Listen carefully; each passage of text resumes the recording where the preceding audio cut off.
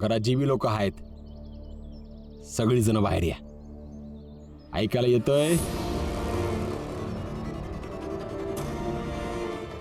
आता काय झालं? आज मी एक निर्णय घेतलाय जे मला तुम्हा सगळ्यांना सांगायचं आहे.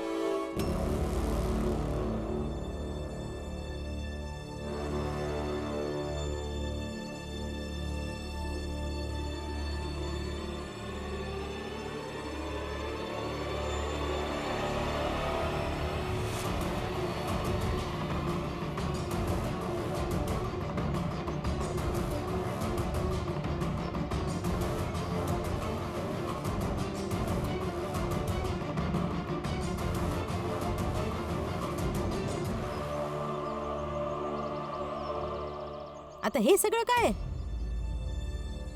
सांगतो. भीम, रमा, तुम्ही दोघं इकडे या. आनंद, मीरा, तुम्ही दोघं इकडे या.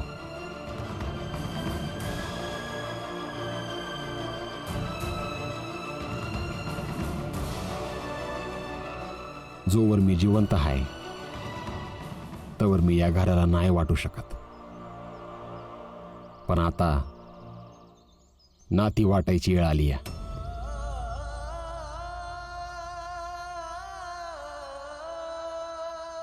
भीम, रमा, आजपासनं या भागात तुम्ही राहायचं.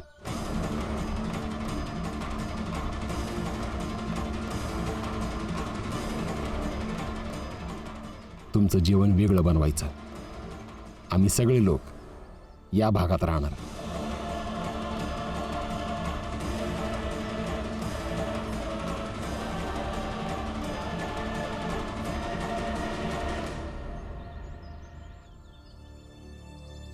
कारण तुम्हाला वेगळं बघून या घरातली थोडी लोक आनंदात राहू शकतील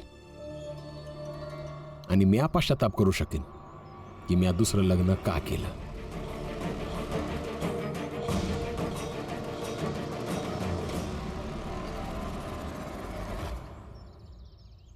हे बघ पोरा, चांगला असो वाईट असो कसं बी का असे ना, तू तुझा संसार चालू कर. कारण तुला बी जरा शांती मिळू दे आणि मला बी. परंतु भीम,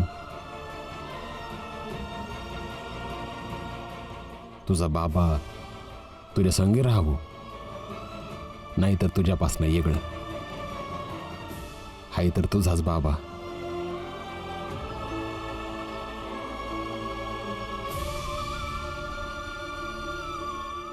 आणि ह्यो माझा शेवटचा निर्णय आहे. ऐका ना बाबा, मला असं वाटतंय की तुमच्या या निर्णयाबद्दल तुम्ही एकदा पुन्हा विचार करायला हवा.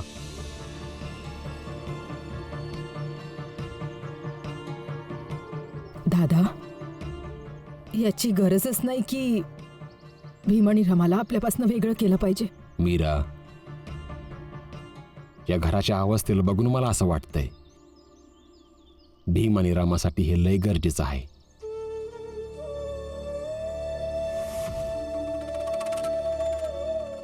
ठीक आहे.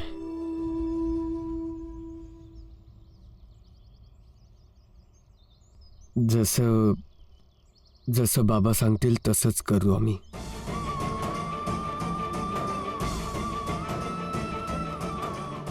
रमा,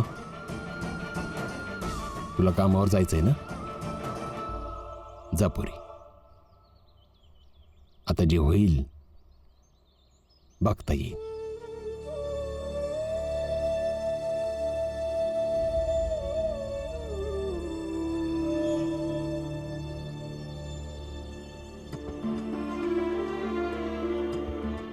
छोटी, आपल्या दोघांना पण जाऊन काम शोधायला हवं. काही पैसे कमवूया, म्हणजे ताई आणि भाऊजींना मदत होईल. चल दादा.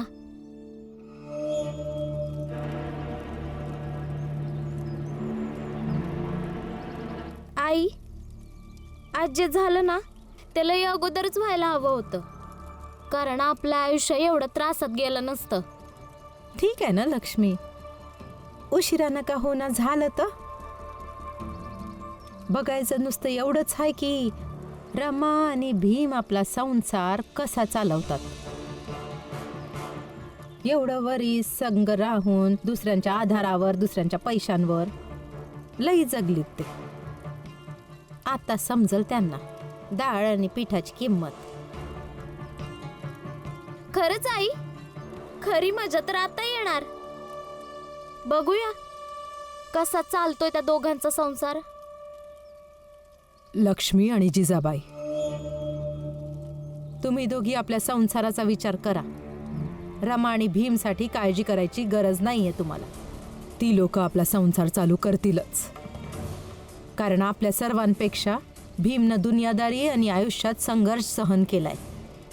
तुम्ही दोघी ह्यो विचार करून खुश होताय ना की भीम आपला संसार कसा चालवणार. तुम्हाला माहीत नसल की भीमनं किती लोकांचं इसकटलेल्या संसारांना जोडलंय. बस आपल्या घराला वाचवू नाही शकला. बस आत्या, आता हे सगळं बोलून काय फायदा होणार. जे व्हायचंय ते झालंय. आता जे होईल ते बघूया. बघूया, जरूर बघूया, कारण एवढ्या लवकर तर मी मरणार नाही. आता या वाटणीचा जो परिणाम होईल ना तोपर्यंत मी जिवंत आहेच, आणि मग मी विचारेन तुमच्या दोघींना. काय विचारणार? कुठल्या हक्कानं विचारणार? तुम्ही तर कुठल्या पक्षात बी नाहीये. एक तो पक्ष आहे जिथे तुम्हाला जाऊ नाही दिलं, आणि हा पक्ष जिथे तुम्हाला आम्हाला ठेवायचं नाहीये. पण सवय आहे तुम्हाला बोलायची. वय, बोला बोला.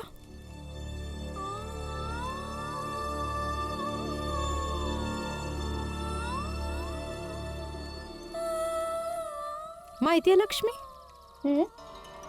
जेव्हा मी घरात लगीन करून आले होते ना तेव्हा प्रत्येक आनंदाच्या वेळेला इथं गोड भाकर आणि खीर बनत होती. आज आपला बी आनंदाचा दिवस आहे. आज आपण बी गोड भाकर आणि खीर बनवूया. ठीक आहे, आज तेच बनवूया. मीच दोषी आहे. मीच हट्ट केला होता की दादानं दुसरं लगीन करावं. म्हणून या जिजाबाईमुळे घरामध्ये जे काही होतंय त्या सगळ्या पापाची भागीदार मी पण आहे. या पापाचा भागीदार तर मी पण आहे, कारण हे करायला लक्ष्मी पण सामील आहे, आणि मी लक्ष्मीचा नवरा आहे. नाही दादा, तू स्वतःला असा दोष देऊ नकोस. आणि मला माहिती आहे की तू, बाबा, आत्या, तुम्ही तिघं तर माझ्याबद्दल चांगलाच विचार करता नेहमीच. भीम, तुझा हा भाऊ नेहमीच तुझ्यासोबत होता आणि नेहमी राहणार. हे तर मला माहिती आहे दादा, पण एवढंच म्हणेन की ह्या संसाराला चालवायला माझी साथ देऊ नका. मलाही बघायचंय की मी स्वतः एक पतीच्या रूपात किती सफल आणि सक्षम आहे. काय बोलतोयस तू भीम? आनंदादा, आपली आई नेहमी म्हणत होती, प्रत्येक व्यक्तीला संतुलित राहिलं पाहिजे, प्रत्येक बाजूने. ह्यावेळी वेळेने आणखीन एक आव्हान समोर दिलंय, स्वतःला परखण्याची. तर मला परखू द्यात. तुम्ही माझी साथ देऊ नका. फक्त आशीर्वाद असू द्या की मी ह्या आव्हानात खरा उतरेन.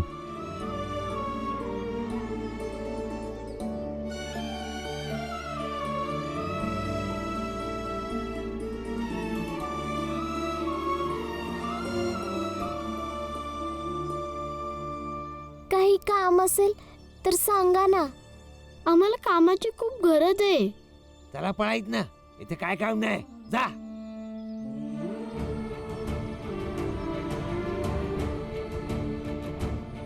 यांच्याकडे काम मागूया.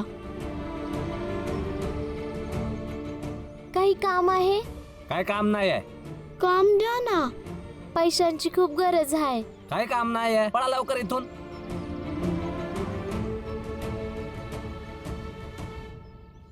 कोणाकडे काम मागायचं? कोणी पण काम देत नाहीये. पण दादा, आपण थांबू बी शकत नाही. काम तर हुंडकायलाच पाहिजे. एक काम करायचं का? काय? आपण दोघं एकत्र जोरात जोरात काम द्या ओरडूया. कोण ना कोण तर ऐकलच की. कदाचित कोणतं तरी काम मिळेल. हा, चल बोलूया. कोणीतरी आम्हाला काम द्या. कोणीतरी आम्हाला काम द्या. मंगेश, मी आता हा विचार करतोय की माणसाला ना थोडं का होईना भविष्य माहीत असायला पाहिजे. जर असं असतं ना तर मी कवा बी जिजाबाई सारख्या बाईचं लगीन ना रामजी संग केलंच नसतं. काय झालं पुरंजन भाऊ, तुम्ही असं का बोलताय? झालं काय, एकाच घरात वाटण्या झाल्या. काय? वय, रामजीनं रमा आणि भीमाला वेगळं केलंय. काय वेगळं केलं? आणि रामजीनं भीमाला सांगितलंय की आता तू तुझा संसार बघ. पण असं का केलं रामजी भाऊनं? अच्छा. अरे भावानो, आजची चांगली बातमी ऐकलं का नाही? या या या. कसली बातमी? अरे लय बापली एक एकमेकांसाठी मरत होती. शेवटाला रामजीनं भीमाला आपला संसार सांभाळायला सांगितलंच.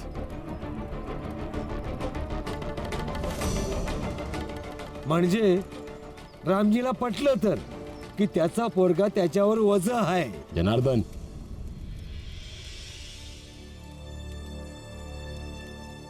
मी असं केव्हा म्हणालो? अरे याचा अर्थ तर तोच झाला ना रामजी. अर्थ तर लई निघतात यातून, जर तुम्ही लोक समजणार असाल तर. पण रामजी भाऊ, भीम आणि रमा दोघे किती चांगली आहेत.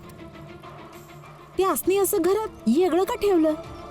मला माहीत आहे फुलिया, दोघं लई चांगली आहेत. एका पोराला बापापेक्षा जास्त कोण ओळखतंय.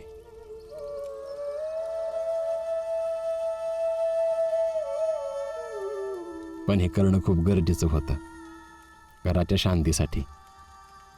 अरे तुम्ही लोकांनी ना या रामजीला असंच मान बनवत फिरवत असता. मला तर असं वाटतंय की जसा मी हाव तसाच हा रामजी बी. आता बघा कसं मी फुलियाला घरातनं काढून टाकलं, तसं या भीमाला पण घरातनं काढलं. बरंच केल्यात. रिकाम टेकड्या लोकांना घरातून काढणंच बरोबर आहे. ए जोखू, मला तू पाहिजे तर रिकम टेकडी म्हण आणि काय पाहिजे ते म्हण, पण भीमरावला जर काय म्हणलास तर माझ्या एवढी वाईट कोण नाही. आणि म्हणून तोंड सांभाळ. असं का नाही बोलायचं? म्या बोलणार. एक वेळ नाही, 1000 वेळा म्हणणार. भीम रिकाम टेकडा हाय. भीम रिकाम टेकडा हाय. भीम रिकाम टेकडा हाय. भीम रिकाम टेकडा हाय. भीम रिकाम टेकडा हाय. भीम रिकाम टेकडा हाय. भीम रिकाम टेकडा हाय.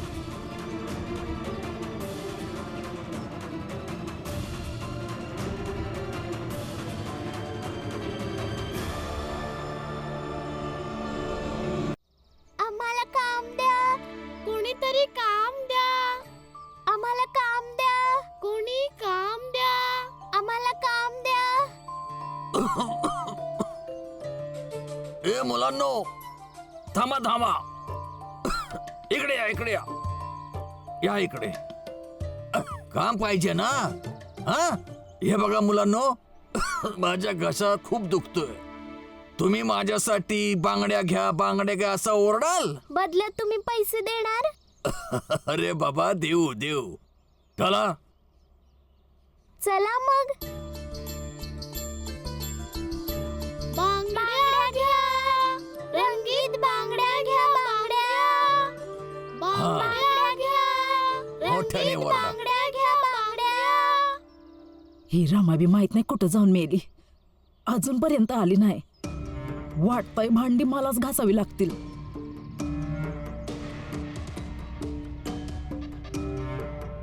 उशिरानं आलीस? जी, घरात माझ्या नवऱ्या. काय घरात? बघ, तुझ्या घरात जरी कोणी मेलं तरी बी तू नेहमी येळ्यातच यायचं, समजलीस? नाहीतर कामाला येऊ नगस. पुढच्या वेळी लक्षात ठेवीन. लक्षात नंतर ठेव. आधी आतनं समधी भांडी घेऊन ये आणि आणून धू.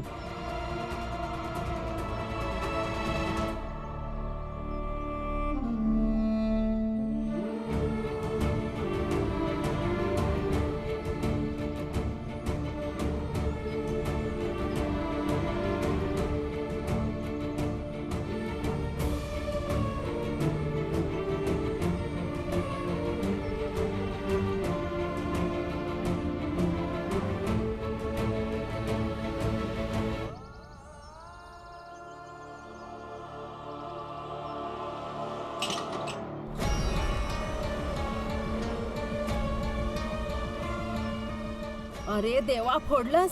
हे काय बाहेर ना आणलं होतं जे फोडलंस? माझ्या लेकाने बघितलं तर तुझं जीव घेल.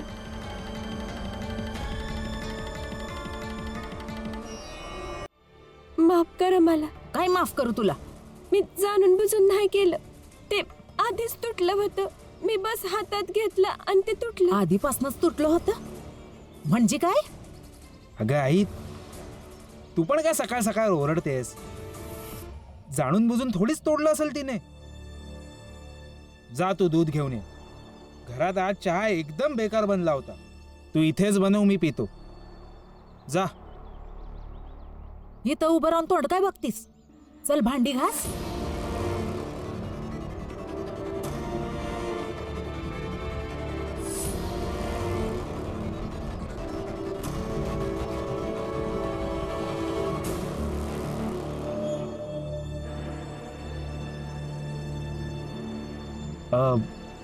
तसंही हे भांडं आता काहीच कामाचं नाही. ह्याला तू त्या कोपऱ्यात ठेवून दे. जी.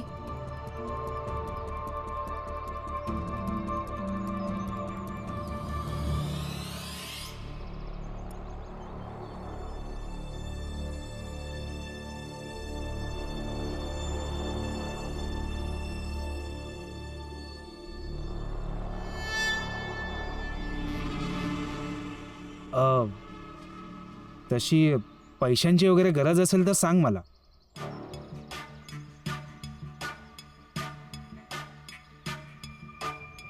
तुझ्या आधी इथे एक यायची कामाला, तुझ्याच जातीची होती. मी तिची खूप मदत केली.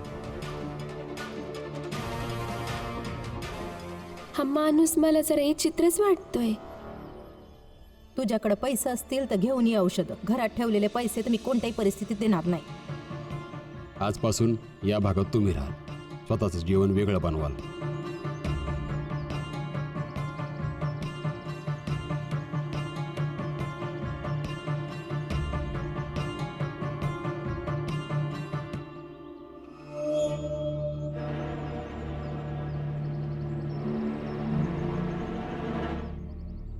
आणि मग तिचा नवरा कुठे बघायला येतोय की ती इथे कोणतं काम करते?